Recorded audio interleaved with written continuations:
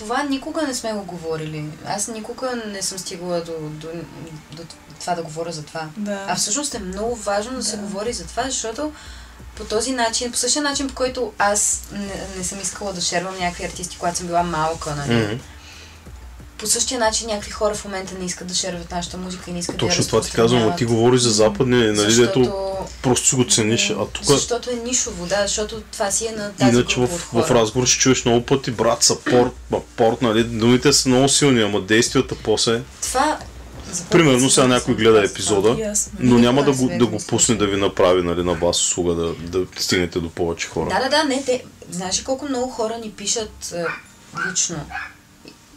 Ой, тежи! Да те покажа! Да! Колко много хора така ми пишат на мен лично и с такива, видях, си, какво си толкова е яко.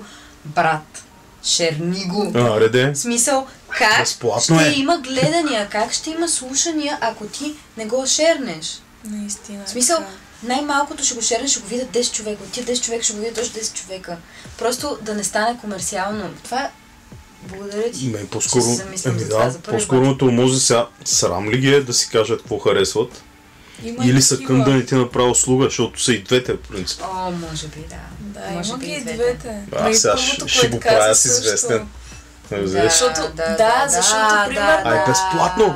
Разбираш, безплатно. И ти няма да си ощетен по никакъв начин. Чакай, че се развълнувам. Мале! Това първото, което каза, ти накрая се събуди.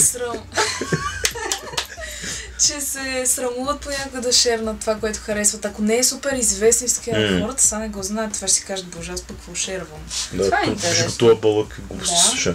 Това никога не бих си го помислила аз лично. И затова хвърчат такива, които после ги, нали, тия как възпитават децата, виж ги, нали, да цитираме имена, да кажем Памеца Димов, тия дето в момента правят най-големи цифри, там Мърда Бойс, примерно. Със сигурност всеки си има публиката, но гледам, че там няма свян да се споделят масово нещата.